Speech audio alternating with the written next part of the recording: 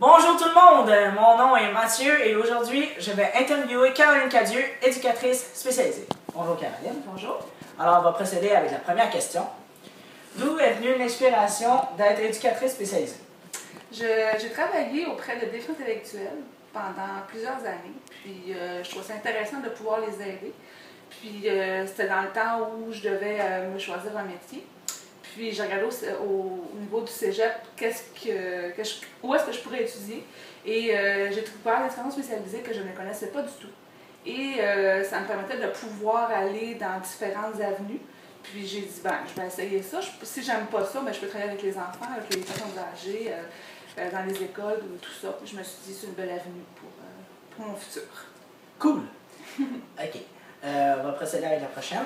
En quoi consiste l'éducation spécialisée?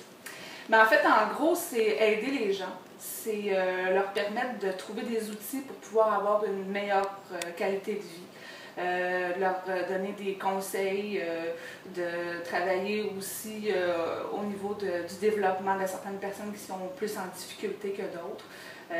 En déficience, c'est ce que je faisais avec les enfants. Ben, je fais aussi du développement pour les aider au développement moteur pour qu'ils performent dans la vie. OK. As-tu choisi ce métier parce que tu aimes les enfants ou pour une autre raison? Ben, à la base, comme je t'ai dit tantôt, c'était parce que je travaillais avec les déficients intellectuels. Puis de fil en aiguille, j'ai découvert une passion avec le travail avec les enfants. Et puis depuis, c'est avec les enfants que je travaille depuis. Ah, c'est bien vrai ça.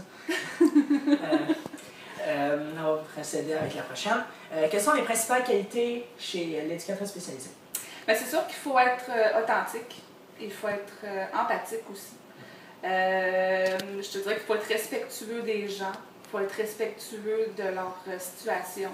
Il ne faut pas être trop gêné non plus d'aller vers les personnes pour pouvoir entrer en contact avec eux, pour pouvoir les aider aussi.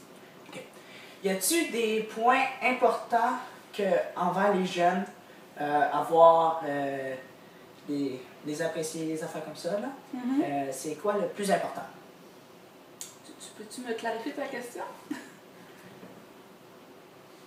Non, je peux pas. Est-il mieux de travailler en équipe ou seul? Mais écoute, c'est sûr qu'il faut travailler en équipe parce qu'on n'est pas la seule personne capable d'aider les gens. Si tu n'as pas une réponse, c'est important que tu puisses aller voir d'autres personnes pour pouvoir aider le plus possible la personne qui a besoin d'aide, en fait. On n'a pas toutes les réponses. Si on se trompe, ou si on n'a pas la réponse, c'est pas quelque chose de dommageable. Il faut avoir l'humilité d'aller voir d'autres personnes et de se dire, j'ai besoin d'aide, on travaille en équipe pour aider la même personne. Okay.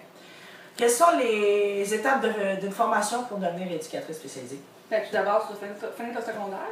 Ça, c'est une obligation. Logique. Après, c'est 3 ans en technique d'éducation spécialisée. Moi, j'ai suivi la technique à Marie-Victorin, au cégep Marie-Victorin, mais les hommes aussi au Vieux-Montréal, et sûrement à d'autres endroits que moi, ça fait déjà 15 ans que j'ai suivi la formation, peut-être qu'ailleurs, il y en a. Puis, pour être éducatrice spécialisée, c'est seulement 3 ans de technique. Tu peux être, après, tu peux être psycho-éducatrice ou tu es à l'université par la suite. Okay. Ça, c'est plus précis. Cool. OK. Est-ce que c'est conseillé d'avoir une expérience avant, comme travailler dans un camp de vacances, dans des camps de jour, des choses comme ça? C'est sûr que plus tu as d'expérience, mieux c'est. Tu vas avoir du vécu. Quand ils vont expliquer des choses dans les cours, exemple, tu vas pouvoir savoir de quoi ils parlent, puis de mettre des images sur les situations dont ils te parlent. C'est sûr que c'est mieux, mais c'est pas une obligation d'avoir travaillé avant avec ces personnes-là, avec des enfants, exemple, quoi que ce soit, mais c'est un plus, toujours. C'est toujours un plus d'avoir l'expérience, mais c'est pas une obligation. OK. Pourquoi avoir choisi un endroit communautaire qu'une école? Mais moi, je vais être proche des gens, je vais être proche des familles. Dans les écoles, c'est sûr qu'on est proche des enfants, mais souvent, on a de la difficulté à rejoindre les parents. Puis dans un milieu communautaire, c'est une maison familiale, donc c'est sûr que les parents viennent ici. Puis moi, je crois sincèrement qu'on doit commencer par intervenir auprès des parents pour aider les enfants. Donc, c'est pour ça que j'ai choisi le communautaire. Est-ce que ça rapporte, ce métier? Puis, ça dépend où tu travailles. Je te dirais que dans le communautaire, c'est une réalité qu'on n'est pas super gros payé. Mais il faut que tu aies la fibre communautaire pour travailler en communautaire, il faut que tu aimes ça. Si tu as ça pour la paye, tu n'es pas à la bonne place.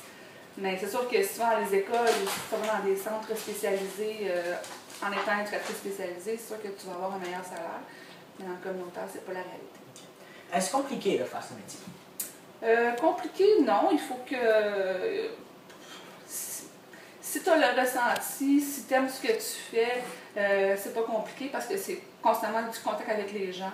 C'est pas très difficile. C'est sûr que émotionnellement, des fois, c'est difficile parce que tu vois des situations qui sont pas faciles à vivre, mais sinon, faire le travail, c'est pas difficile. Quand tu aimes ça, quand tu aimes ce que tu fais, c'est pas difficile. OK. Quel est votre style d'éducation? Je te dirais que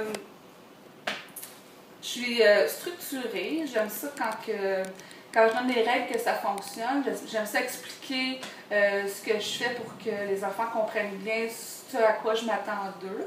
Je suis pas stricte, mais tu sais, je donne mes limites, puis les enfants respectent ce que je leur demande, puis ça va très bien comme ça. Moi, j'ai toujours pensé qu'il faut avoir une structure pour que ça fonctionne, puis les enfants ils ont une routine quand ils viennent ici, puis ils la respectent, puis ça va super bien comme ça. Okay. As-tu du plaisir avec les enfants? Bien sûr, toujours. Toujours, toujours, toujours. Okay. Puis là, on va finir avec la dernière question, parce que c'est la dernière. Quel est votre conseil pour les personnes qui veulent pratiquer ce métier? Ben, comme tantôt je te disais, il faut être vrai. Il faut être empathique, c'est officiel. Il faut aimer travailler avec les gens, il faut aimer les écouter, il faut aimer trouver des conseils, il faut aimer donner du temps pour pouvoir les aider, c'est certain. OK. Alors, c'est la fin de l'interview. Bien, merci. Mon nom est Mathieu Perrault. Je suis le journaliste web de la MAP. Et je pense à ça, là. Je vais mettre quelqu'un au défi. Je vais nommer Alexandra Campo, qui va faire un interview avec notre